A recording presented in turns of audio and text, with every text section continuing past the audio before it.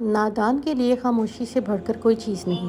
اگر وہ یہ بات جان لیتا تو نادان نہ رہتا۔ جو شخص اپنے سے بڑے عالم سے اس لیے بحث کرے کہ لوگ اس کو عالم سمجھیں تو وہ سمجھ لے کہ وہ جاہل ہے۔ جو نصیحت نہیں سنتا اس کا ارادہ ملامت سننے کا ہے۔ جو عقل مند جاہلوں سے لڑے وہ عزت کی توقع نہ رکھے۔ بے نماز کو قرض مت دو، خواہ فاقے سے اس کا منہ کھلا ہوا ہو، اس لیے کہ جو خدا کا قرض ادا نہیں کر پاتا اس سے تیرے قرض کی فکر بھی نہیں ہوگی۔ سونا کان سے کان کنی کے بعد نکلتا ہے اور بخیل کے ہاتھ سے جان کنی کے بعد۔ جو آدمی سوچ کر بات نہیں کرتا وہ اس جواب کے جواب پر بگڑتا ہے۔ حق شناس کتا ناشکر آدمی سے بہتر ہے۔ دو باتیں خلاف عقل ہیں، بولنے کے وقت چپ رہنا اور چپ رہنے کے وقت بولنا۔ موتی اگر کیچڑ میں گر جائے تو بھی قیمتی ہے اور گرد اگر آسمان پر چڑھ جائے تو بھی بے قیمت ہے۔ مال کی زکوٰۃ نکالتے رہو، اس لیے کہ جب باغبان انگور کی بیکار شاخیں تراش دیتا ہے تو اس پر زیادہ انگور آتا ہے۔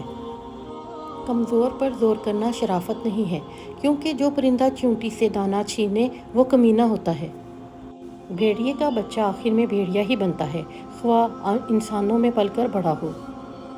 تمہارے ہر کام پر واہ واہ کے ڈونگرے برسانے والے تمہارے خیر خواہ نہیں ہیں، بلکہ تمہارے حقیقی خیر خواہ وہ ہیں جو تمہیں غلط روی پر ٹوکتے ہیں۔ جب تو کسی نااہل کو صاحب اقتدار دیکھے تو عقل مندی کا تقاضا یہی ہے کہ صبر کر۔ تلخ مزاج آدمی کا شہد بھی تلخ ہی ہوتا ہے۔ پاک باز لوگوں کی دوستی اور محبت جیسے منہ پر ہوتی ہے ویسے ہی پیٹھ پیچھے۔ یہ نہیں کہ پیٹھ پیچھے عیب ڈھونڈتے ہیں اور سامنے قربان ہو جاتے ہیں۔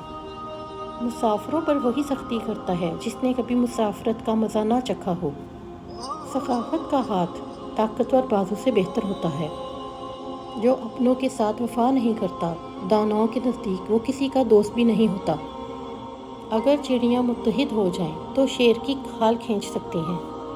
میں خدا سے ڈرتا ہوں، خدا کے بعد اس شخص سے ڈرتا ہوں جو خدا سے نہیں ڈرتا۔ شیر بھوکا مر جانا پسند کرتا ہے، کتے کا جھوٹا کھانا کبھی پسند نہیں کرتا۔